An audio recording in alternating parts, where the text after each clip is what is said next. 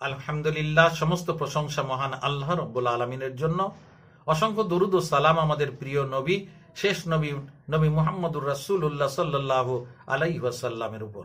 আজকে আমার আলোচ্য বিষয়, আমরা পৃথিবীতে যে সকল কাজ করে থাকি সেই কাজের সুফল কিয়ামতের ময়দানে বিচার দিবসে যাতে আমরা পাই, তার জন্য কিভাবে কাজটা আমাদের করা দরকার, এই বিষয়ের উপরে আজকে আমি আলোচনা করব আল্লাহ পাকের তৌফিককে পাথেয় করে।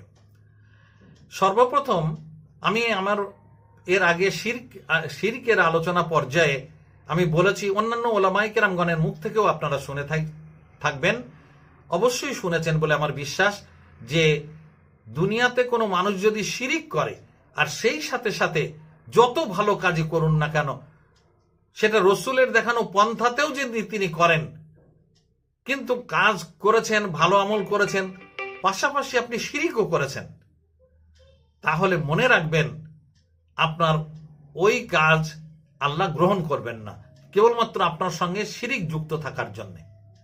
তাহলে কোনো কাজকে যদি নেকির পাল্লায় তুলতেই হয়, তাহলে আপনাকে শিরিক মুক্ত থাকতে হবে।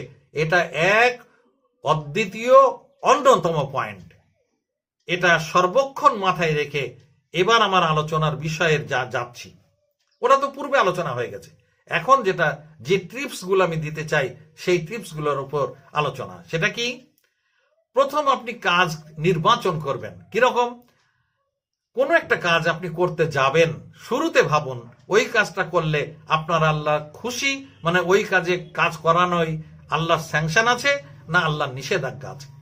যদি আল্লাহ নিষেধ করে থাকেন কাজটা করতে, তাহলে সাধ্যমতো চেষ্টা করবেন কাজটা না করা।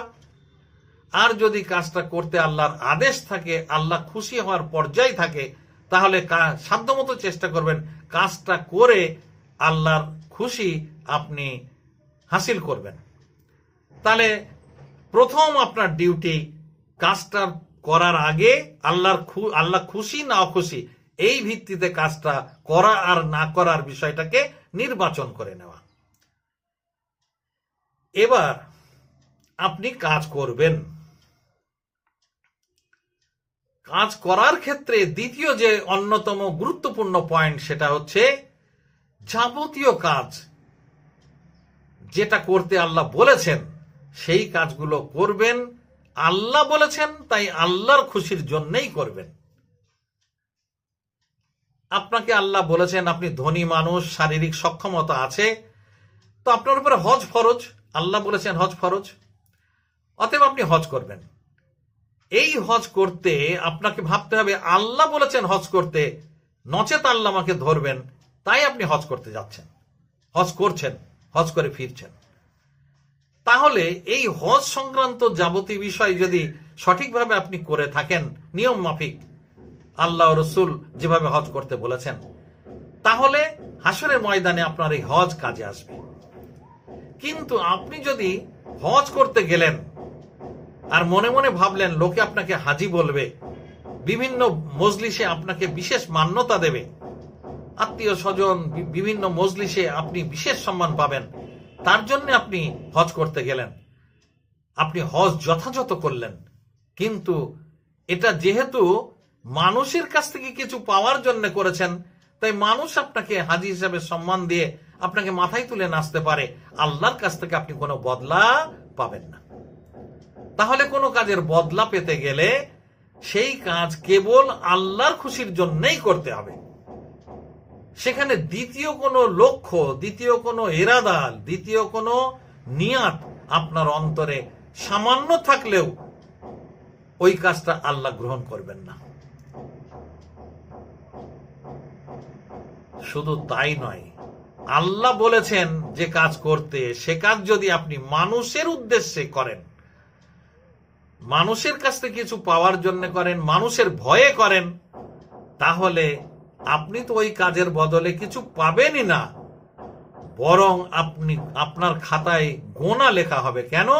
কাজটা করতে বলেছেন আল্লাহ, কাজটা করবেন আপনি। ইন্না সলাতি ওয়া নুসুকি ওয়া মাহইয়া ওয়া মামাতি লিল্লাহি রাব্বিল আলামিন। আপনি কাজটা করবেন এই মনে করে, আপনি মোমেন, আপনার চিন্তা চেতনাটা এইভাবে থাকবে নিশ্চয় আমার নামাজ, সূরা আনাম আয়াত নম্বর 162, নিশ্চয় আমার নামাজ, আমার কোরবানি, আমার জীবন, আমার মৃত্যু এসব আল্লাহরই জন্য। কাজ তো দূরের কথা, আপনার টোটাল জিন্দেগিটা, প্রতিটা মুহূর্ত আল্লাহরই জন্য হবে। তাহলে এই পয়েন্টটা আপনি বুঝতে পারলেন। এবার আল্লাহ যে কাজে নিষেধ করেছেন, সেই নিষেধ হওয়ালা কাজটা আপনি সাধ্যমতো চেষ্টা করবেন না করার। ধরুন এলাকার একটা উচ্চ বংশের সুন্দরী মেয়ে বা বউ আপনাকে জেনার জন্য উত্তম পরিবেশ মানে জেনার জন্য উত্তম দশা, অর্থাৎ অনুকূল পরিবেশে আপনাকে জেনার জন্য আহ্বান করেছে। আপনি মনে মনে ভাবলেন, আমার আব্বা হাই স্কুলের হেডমাস্টার মশাই, আমার চাচাজি হাজি সাহেব, আরেক চাচা মুফতি সাহেব, আমার দাদা ছিলেন মসজিদের ইমাম, তো আমি এইরকম একটা খানদানের ছেলে, আমি যদি বাই চান্স ধরা পড়ে যায় তাহলে আমার আব্বার ইজ্জত যাবে, খানদানের ইজ্জত যাবে, আমি সারা জীবন এই সমাজে জেনাই ধরা পড়েছি বলে মাথা নিচু করে থাকতে হবে। অতএব যত সুযোগই থাক আমি দুনিয়ার কথা মনে করে এই জেনাটা করব না।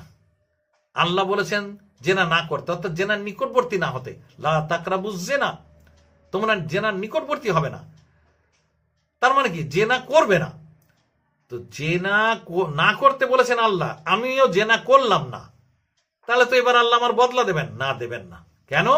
আপনি একটা চিঠি লিখছেন, চিঠিতে ঠিকানা যা দিচ্ছেন, যেখানে চিঠিটা পাঠাতে চান, আপনি যার কাছে পাঠাতে চান তার নাম না লিখে অন্য নাম লিখেছেন, অন্য লোকের অ্যাড্রেস লিখেছেন, অন্য লোকের পিনকোড লিখেছেন।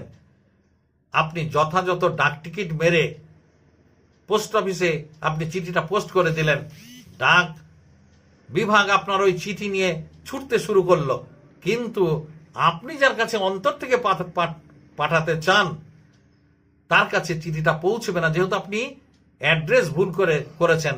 ওই ভুল অ্যাড্রেস লেখা আছে বিধায় সেখানে চিঠিটা চলে যাবে। একইভাবে যদি আপনি কাউকে মানি অর্ডার করেন আর যার কাছে পাঠাচ্ছেন টাকাটা তার নাম, অর্থাৎ প্রাপকের নাম ভুল, ঠিকানা ভুল এবং পিনকোড সবটাই ভুল লেখেন, তাহলে ভুল জায়গায় টাকাটা পৌঁছে যাবে, আপনি যার কাছে টাকাটা পাঠাতে চাইছেন সে টাকাটা পাবে না। ঠিক তেমনি ভাবে আপনি কাজটা করছেন না, এই কেন করছেন না? আল্লাহর জন্য করছেন না, আল্লাহর অ্যাকাউন্ট থেকে কিছু পাবেন বলে করছেন না, তাহলে আল্লাহ আপনার বদলা দেবে। আমার আদেশ মতো, আমার নিষেধ মতো বান্দা ওই কাজটা করেনি, ওই জেনার চরম সুযোগ থাকা সত্ত্বেও জেনা করেনি। ইন্নি আখাফুল্লাহ, আপনি বলেছেন আমি আল্লাহকে ভয় করি, আমি তোমার সঙ্গে জেনা করতে পারি না। খালিস দিলে এই মনে করে আপনি জেনাটা থেকে ফিরে এসছেন, আল্লাহ কাল কিয়ামতের ময়দানে হাসরের বিচারের দিনে এই জেনা না করার বদলা আপনাকে পুরোপুরি দেবেন। আর যদি মানুষের ভয়ে করেন তাহলে মানুষ আপনাকে চরিত্রবান বলে মাথায় তুলে নাচবে, আপনি ওইটার থেকে আল্লাহর ওই কাজের জন্য না করার জন্য আল্লাহর কাছ থেকে কিছু পাবেন না। তাহলে শর্ত হলো, যে কোনো কাজ থেকে আপনি যদি লাভ পেতে চান সেই কাজটা আল্লাহর খুশির জন্যই করতে হবে, আল্লাহর খুশির জন্যই করা থেকে দূরে থাকতে হবে। সেখানে অন্য কোনো নেয়াদ ঢুকিয়ে দিলেই আপনার লস মানে সমূহ লস। এবার আমি আপনাদের বাড়তি কিছু টিপস দিতে চাই। পৃথিবীতে এমন কিছু কাজ আছে যেগুলো সামাজিক কাজ, রীতিনীতি বিষয়ক কাজ, যে কাজের উপরে জোর তাগিদ আল্লাহ করেননি, রসুল করেননি। যেমন ধরুন আপনার শ্বশুর মশাইয়ের শরীর খারাপ, আপনি দেখতে যাচ্ছেন, এটা একটা সামাজিক বা রীতিনীতি স্বরূপ একটা কাজ। আপনি গেলে আপনার স্ত্রী খুশি হবে, আপনার শ্বশুর শাশুড়িরা সবাই খুশি হবে, ইভেন আপনার মা বাপ খুশি হতে পারেন। তো এই যে যাচ্ছেন, গেলেন, খরচা করলেন, সময় ব্যয় করলেন, সবকিছু করলেন, এর জন্য আল্লাহর কাছে আপনি কিচ্ছু পাবেন না। কিন্তু একটা কাজ যদি আপনি শুরুতে জুড়ে নেন, অর্থাৎ যাচ্ছেন তখন এই মনে করে আমি যাচ্ছি আমার আল্লাহ খুশি হবেন বলে। কেন? আল্লাহ বলেছেন নিকট আত্মীয়ের সঙ্গে সম্পর্ক বজায় রাখা, অসুস্থ মানুষকে দেখভাল করা আল্লাহ রসুল বলেছেন। তাই আল্লাহর কথা, আল্লাহর কাছ থেকে কিছু পাবো এই কাজের বদলায়, এই মনে করে রসুলের দেখানো পথে আমি এই কাজটা করতে যাচ্ছি, অর্থাৎ শ্বশুর মশাইকে দেখতে যাচ্ছি। এবার আপনার খরচ, সময়, ব্যয় সবটা কাজে আসবে।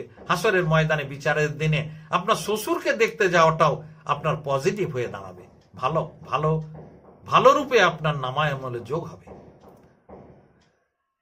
এটা তো গেল সামাজিক রীতিনীতি বিষয়ক। আপনি এমন কাজ আছে পৃথিবীতে যেটার জন্য আপনার কেউ কিচ্ছু মনে করবে না, সামাজিক রীতিনীতির মধ্যেও সেটা নেই, তারপরেও তেমন একটা কাজ করে আপনি লাভবান হতে পারেন হাসরের ময়দানে বিচারের দিনে। সেটা কিরকম? ধরুন আপনি শিয়ালদাতে অফিস করেন, কলকাতায় অফিস করেন, 3 ঘন্টা রেল জার্নি করে, ট্রেন জার্নি করার পর গেদে স্টেশনে আপনি নেমেছেন। গ্রীষ্মকাল, বনবন করে ফ্যানগুলো ঘুরছে, বাকি যে কটা লোক ছিল বগি থেকে নেমে তাড়াতাড়ি করে গাড়ি ঘোড়া ধরে তাদের বাড়ি ফিরছে, আপনিও বাড়ি ফিরে ফ্যানের নিচেই বসে একটু শরীরটাকে হিমশীতল পরিবেশে রাখতে চান। তাই আপনারও তর সইবে না, এটাই স্বাভাবিক। কিন্তু আপনার মনে হলো এই যে ইলেকট্রিক ফ্যানগুলো সব ঘুরছে, বিদ্যুতের অপচয় হচ্ছে, দেশবাসীর ক্ষতি হবে, দেশের ক্ষতি হবে, আমার আল্লাহ তো এরকম অপচয় পছন্দ করেন না। অতএব আমার আল্লাহর খুশির জন্য আমি সাধ্যমতো কয়েকটা ফ্যানের সুইচ অফ করে দিয়ে আমি নেমে যাই। এই কাজটা কেবল করলেন আল্লাহর কাছ থেকে বাড়তি পাওনা পাওয়ার জন্যে, কিয়ামতের ময়দানে এই বাড়তি কাজ করার জন্যে বাড়তি বোনাস আল্লাহ আপনার নামায় আমলে দেবেন, আপনি লাভবান হবেন।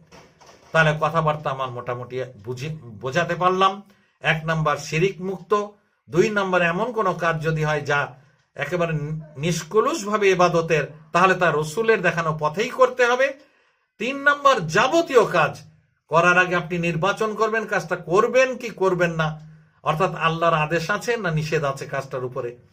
4 নম্বর যেটা জরুরি, খুবই জরুরি, সেটা হলো প্রত্যেকটা কাজ করার না করার ক্ষেত্রে আল্লাহর খুশিকেই কেবলমাত্র অন্তরে ঠাঁই দেবেন, দুনিয়ার আর কোনো কিছুকে গুরুত্ব দেবেন না। তাহলে আপনার জীবনের যাবতীয় কাজ যেগুলো আল্লাহর এই ফর্মুলা অনুযায়ী করেছেন, সবটাই আপনার হাসরের ময়দানে বিচারের দিবসে আপনার লাভ দেবে। আলোচনা শেষ। এবার একটা দলিল আপনাদের সামনে পেশ করেই হযরত ওমর ইবনুল খাত্তাব রাদিয়াল্লাহু তাআলা আনহু নবী পাক সাল্লাল্লাহু আলাইহি ওয়াসাল্লামের মুখ থেকে শুনে বর্ণনা করেছেন, হাদিস পাকে রয়েছে, ইন্নামাল আমালু বিন্নিয়াত, প্রত্যেকটা আমল, প্রতিটা কাজ মানুষ যে ইরাদা নিয়ে, যে মন নিয়ে, যে সংকল্প নিয়ে করবে, ঠিক তার বদলা আল্লাহ সেভাবেই তাকে দেবেন। অর্থাৎ তার নিয়াতের উপরেই কাজের সফলতা আর ব্যর্থতা নির্ভর করছে। এই হাদিস আর মানুষের জীবন সবসময় তার সবকিছুই আল্লাহর জন্য হোক,